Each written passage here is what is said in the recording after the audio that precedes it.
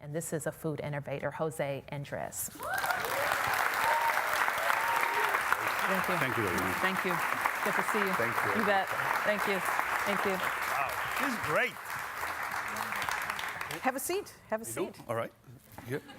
Jose, you're backstage. You were just pacing and touching. And are you kind of ADD? No. No. No. You're just always ready to go. You're just. No. That's how you're such an innovator. You're just always kind of. Your mind is always going. It seems.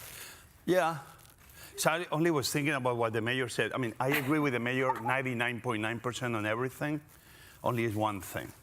I just find out I am an X generation too. And I'm wondering why. I feel like a 47-year-old millennial. It's not my fault I born too early. Yeah. So the only thing I disagree with the great mayor we have in this amazing city of Washington, D.C. is that, sorry, I'm not an X generation. I am a double down millennial.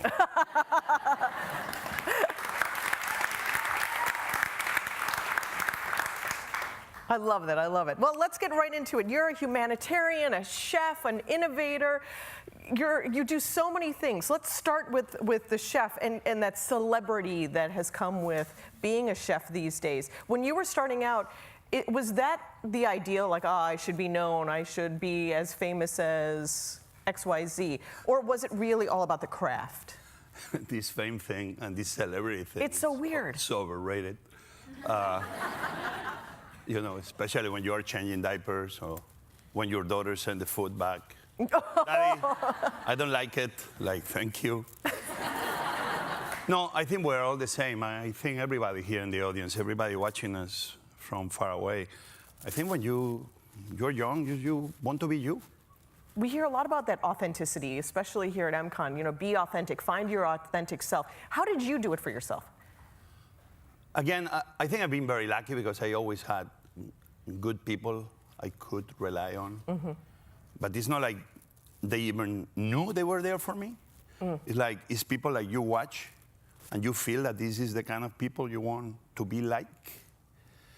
And sometimes you just try to be like them. Mm-hmm. You hope that you are choosing the right people, because then one day in life you find out that they are corrupt or they are bad or they are. Yeah.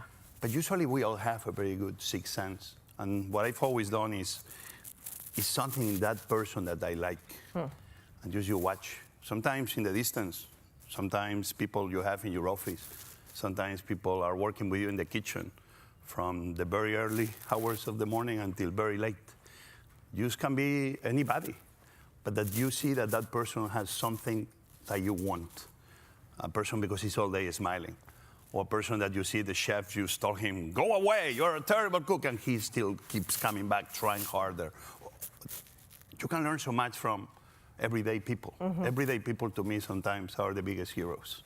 Sometimes when we talk about life, it's always the sports heroes and the music heroes. The best heroes I see is when I'm in the middle of nowhere, and I see that this woman has been 25 years devoting her life to bring the possibility of a better life to others. Mm-hmm. That woman is the hero to me. Nobody knows her. She's not in the Billboard. She's not a Nobel Prize. But that person is just sending me such a good vibe, such a good teaching. Mm-hmm. That is the type of people I try to learn from. That's how I keep nurturing myself. That's what I try to do in life. That's wonderful. What we're watching behind here is your National Geographic program. What was it like being part of this? That's great. I mean, I love Ram's hours. Yeah, joke. Yeah, Ram's hours. I don't drink. I support local economies. But this was amazing, and I did it with a whole bunch of millennials. I was there with my NGO, World Central Kitchen, and one day we were having Ram's hours. And we were like, why a place like Haiti has such a bad name? Why every single news that we read or watch on TV is bad news about Haiti? If everything is so negative, how Haiti is going to have any future? And so we were like, why we don't do a show? And after 5 more Ram's hours, we began shooting that same moment. We had no budget, so this is 3 great, amazing guys. that they have an organization called What Took You So Long. And they go around the world telling stories about people that have no voice. So they may be in Somalia helping the government to tell a story about why democracy will be better for the citizens of Somalia. Or they're in Doha promoting camel milk so camels don't disappear. And they give me camel milk at 125 degrees.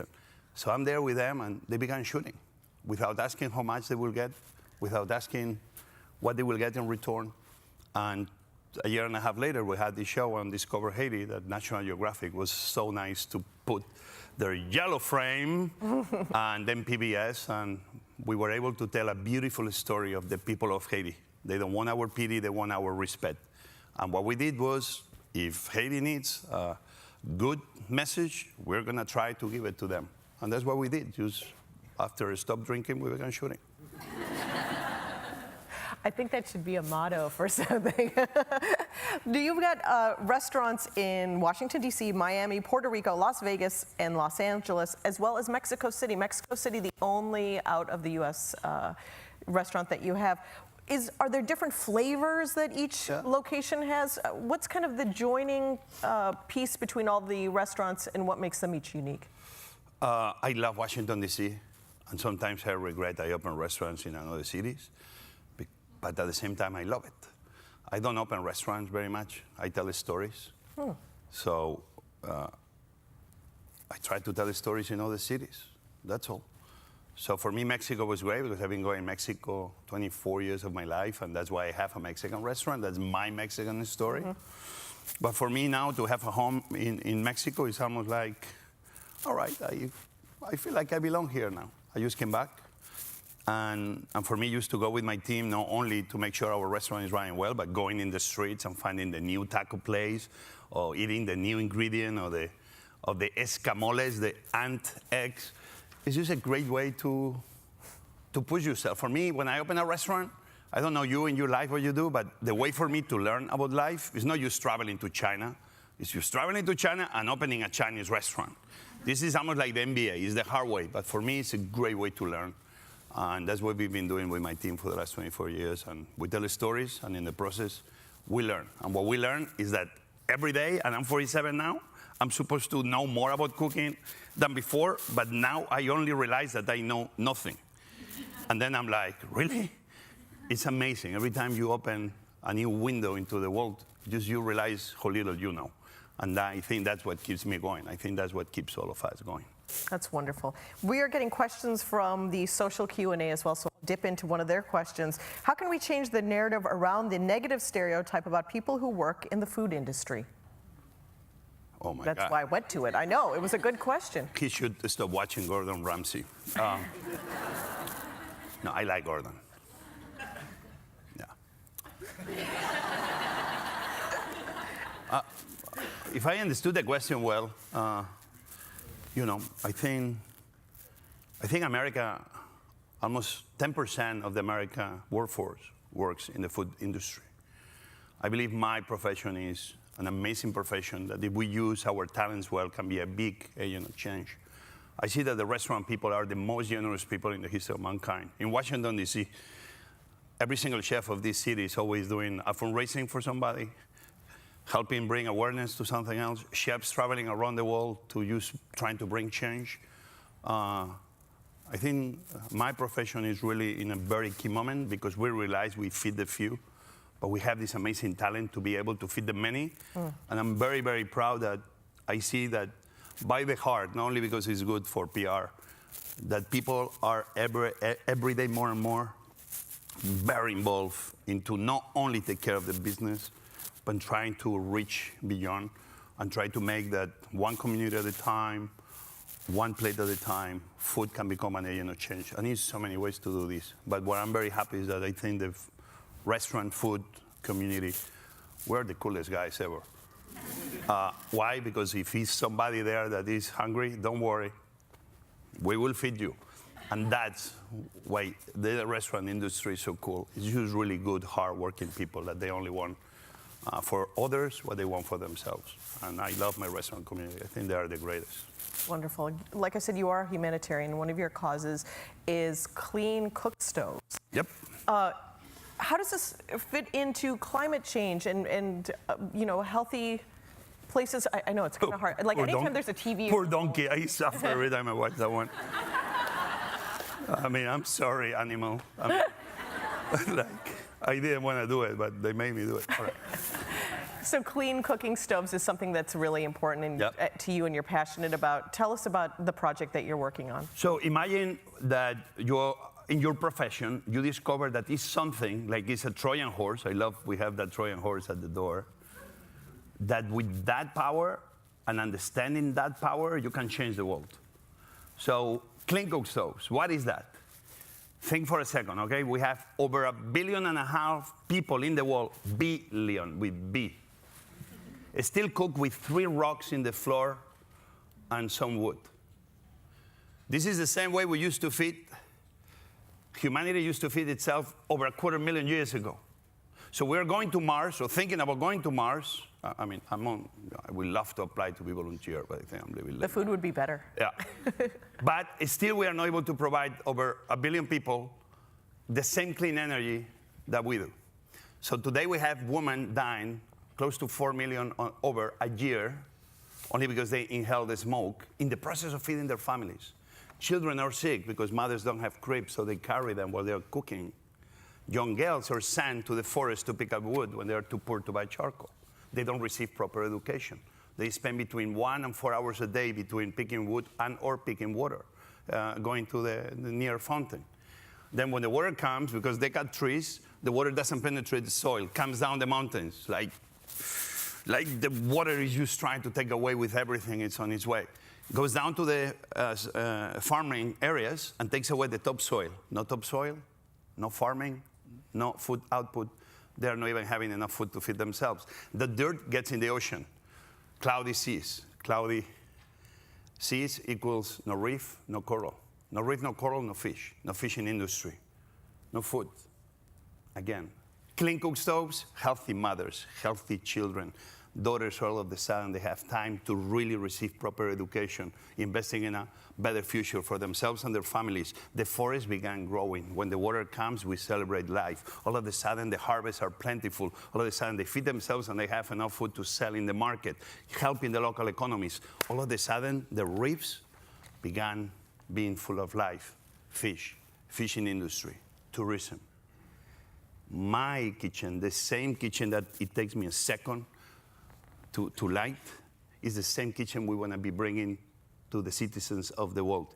If in our lifetime we want to eradicate hunger and poverty, until governments around the world and citizens and anybody that wants to be part of this army, until we don't bring those clean cook stoves to every single household in the world, we will not achieve it. But the great thing is that if we do it, hunger and poverty will be something of the 21st century, not too far from today. So we need to believe that the clean cook stoves, what makes my profession possible, which is cooking with fire, will be the agent of change that we all need. That's why I'm so excited with this.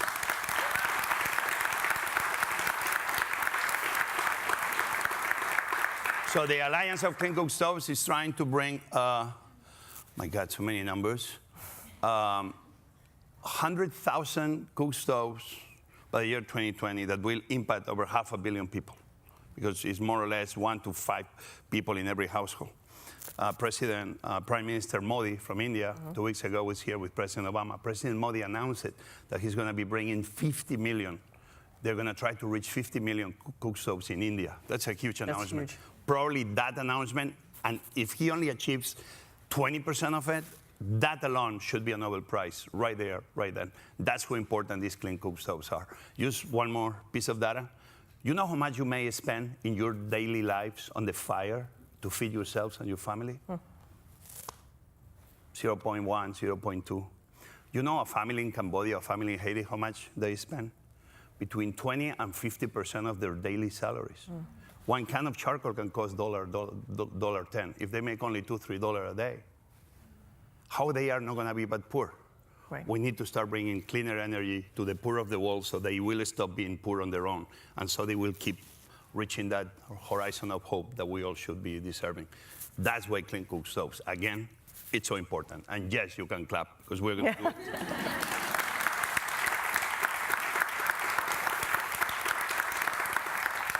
What humanitarian influences your cooking? Who are you inspired by? Oof, so many. But this is a story that, quite frankly, it's true. I don't concentrate in a lot of things. So me, I'm a guy that reads the books I open and I read the chapter and then I close it. And it's the way I read, sorry. I know it's not very smart, but that's how I behave. But you know, I always am looking for moments in history that maybe they were important and maybe we don't realize. I believe that the history of the world can be explained through cooking and through food. But it's like the March of Dandi by Mohammed Gandhi. Like he decided just to make sure that paying taxes to maybe poor Brits, nobody wants to pay them taxes, to Great Britain, that he had to do something like was a way to express themselves that was wrong what Britain was doing with them. And so he did that march and he began teaching everybody how to produce their own salt so they will not have to buy the salt and pay taxes through the salt they were buying. Those are moments that to me I wish I was there, watching, learning, because it was such a smart way to say this is wrong, but I'm going to do it in a peaceful way. Right. And food in this case was the solution and what helped provide the revolution and change. Those are the moments in my life I'm always trying to read and look for. So this is kind of the people I always try to read more and get inspired by. So learning how we can be all becoming agents of change, not only by talking, but what can we do that really can start a revolution? A revolution in the change of trying to improve the lives of others. At the end, I think that's what we are all doing in this new century. How can we provide to others the same thing we're dreaming to provide for ourselves and our loved ones? I think that's the true new American dream or world dream. How we can all dream of being rich, if you want, but never being rich at the expense of everybody else. Rich because you are trying to get rich with everybody else along. I do believe that's the only way to move forward. Inspiring. How do you, as a chef, deal with the issues of climate change, and what do you think it means for the future of the food industry? You talked a lot about clean cook stoves already, but what's the future of how we're going to be able to consume food if the globe is failing us because of what we've done to it? Oof. It's so many areas, and we don't have time in a short answer to. But let me give you an example, right? I became a scuba diver a few years ago. And I became a scuba diver because I was so afraid of the water. But even in the shower, I'm afraid. But I was afraid of water and sharks. So I said, you know what? I'm going to scuba dive. And I became a scuba diver. I'm like a big ball in the ocean. But I scuba dive now with the best. I used to serve shark, because shark is something people in the south of Spain love. But one day I just realized that if we are not having enough sharks in the water, what the heck I was doing. So I stopped serving the shark. I kept scuba diving. Now I scuba dive with sharks. And now I go behind them, but they never follow back. But I realized that by me being more conscious of the world I live in, allows me to make better decisions. That doesn't mean that now we have to make every single shark fisherman guilty, because the world is far away more complicated than this. We're going to have to think, what are we providing them so they stop fishing sharks? Because we cannot put thousands of families without a job, hungry, to take care of the sharks, because that's the only thing they know. So the challenges we have in our life, we need to see every challenge and every problem as a true big opportunity. And the shark is just one of the issues. We can apply the same to every single other issue, from deforestation to tuna fishing, to food waste, to you name it. But the big truth is that for all of us, being more aware of what's happening in the world makes us better citizens with more information to make decisions that are smart and decisions that they are pragmatic. We cannot be radical in every decision. You cannot be only local, because if you are only local, what happened with the poor Mexican farmers that produce avocados? So I rather prefer sometimes eat avocados and sometimes eat local. Because me eating avocados, I'm helping families in the middle of Mexico. So we need to start being in all these decisions about the environment to gather as much information as we have, but then make decisions that they are pragmatic and logical. And for me, just being open into the world and learning about this, learning about that, is helping me as a citizen to hopefully never being perfect. I'm very guilty of a lot of things, believe me. But at least always keep moving in the right direction. That's what we should all be doing. One-word answer. What is your favorite place to eat in DC other than one of your restaurants?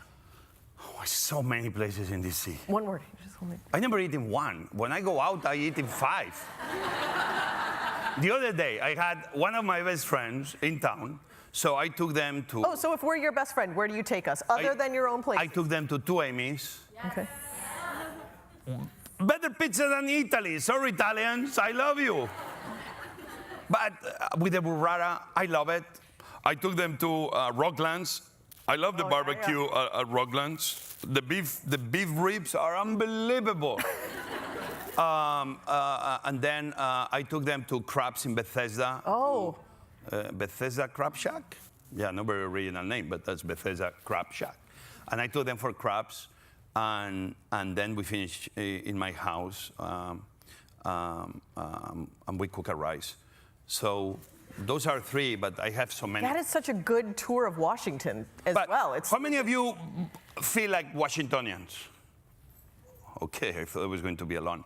You know one thing? I love this city. This city really rocks. And we don't get sometimes the culinary respect compared to other big cities. Every time they tell me Boston, San Francisco, Chicago, New York, sure, they're great cities. But one by one, I can tell you restaurants that they are as equal as good as any restaurant in any other city. So absolutely. I love Washington. Washington rocks, and I'm so proud to be in this city. It really is amazing. It's an amazing group of chefs.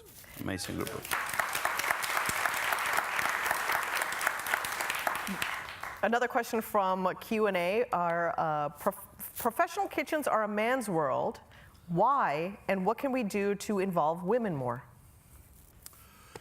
You know, the kitchens not too long ago, they were like the mines. And I had family that they were miners in North Spain, meaning they were not easy places. As a father, I'm very happy. This week I have my 2 daughters working in my restaurants, doing an internship. I mean, my 14 years old, my 17 years old. I think we have great women that are chefs. It's true that it's becoming a man's job for a lot of reasons, but I can guarantee you go to some of my restaurants and you see so many women. I think having women in the culinary business brings a great sensitivity for the creative side. It's amazing. For the human resources side, it's amazing.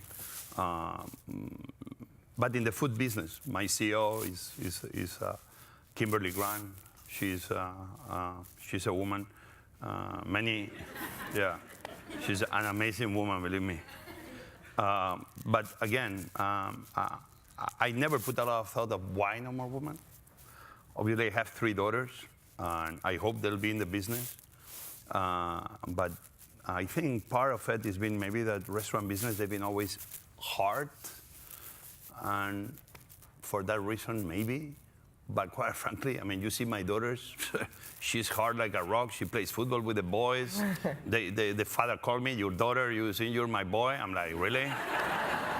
So quite frankly, you know, I don't see the reason why not. But I know that the restaurant industry will only benefit by having more and more women at the top, because I've seen it in first person. And my chef in one of my best restaurants, Holly, in Bazaar in LA, is one of the busiest restaurants. We got 4 stars by the LA Times. She's a woman, but I don't think of she's a woman. Mm-hmm. She's Holly, you know. And she, you know, she's married. I guess she's a woman. She's a heck of a chef. That's the only way I see it. And so for me, I only need more people like her. I hope my chef smells are not watching. In 2012, you formed World Central Kitchen, a nonprofit that uses the power of food to empower communities and strengthen economics, providing smart solutions to hunger and poverty. What are you doing with World Central Kitchen these days? Well, World Central Kitchen, it came because my experience with DC Central Kitchen and Robert Egger. Any one of you have been in DC Central Kitchen? Yeah. Doesn't rock? So Robert moved to LA and opened LA Kitchen. I helped him there as a chairman. An amazing operation in LA.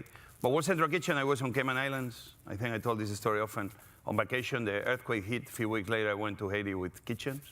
I try not to be an annoyance because in these humanitarian moments, you don't want to go just to take the photo and the selfie. But I had the feeling like if I want to help more overseas, I have to learn. And the only way you learn is by being there. And I think we need to be bringing more people with this mentality of learning. So in the future, we have more people prepared for these kind of moments and situations. But we saw that was a big opportunity to bring food as a solution. So we built a bakery in an orphanage. It was one of our first projects. The bakery is making over $3,000-4,000 a month. We are not only feeding the orphans and the people working in the orphanage, it's close to 300 people total, but now we're selling the bread around the city. We're so successful, we did another one in Zambia, and we're gonna be doing more bakeries like this. Then we opened a restaurant. Then we opened with the Minister of Tourism, the Culinary School of Port-au-Prince. We already graduated 3 classes. Marriott Hotel, who opened last year, they hired one entire class. Every single project we have is it's never good anymore to throw money at the problem. We need to start being good investors in the same way we put our money into our 401k or invested into Wall Street. For this kind of NGOs, I think the future is never used to think like you give the money, but how do you invest the money? Everything we are trying to do is how do we invest the money so on its own keeps generating wealth for the people we're trying to help. I believe it's the only way forward. So last year we changed 100 schools from charcoal to gas. This year we're gonna do hopefully 200 more. So this is the kind of things we do, where food is an agent of change, where we try to be true investors in the true sense. So these kind of things we support on their own, they take care of themselves forever and ever. That's the only way I see we can move forward, and I hope that World Central Kitchen, we're in 6 countries now. We have a big group of chefs that they are volunteers, but I only see that I hope one day we'll be out of business. But in the meantime, we have a lot of good projects that one project at a time, one plate of food at a time, we believe we are helping to improve and give hope for a better future to hundreds of thousands of people around the world. Haiti was the first country, and I'm so proud of what we've done, but especially the team we have on the floor, which is amazing. We can change the world one plate at a time. That's what I realized, and that's what we are doing, bringing one plate of food that will bring hope to the people of the world. That's sometimes the only thing you have to do, think one plate at a time, and then maybe we can do big things. But just let's think one plate at a time. That's what we're doing. Thank you so much, Chef Jose Andrés. Thank you. Gracias.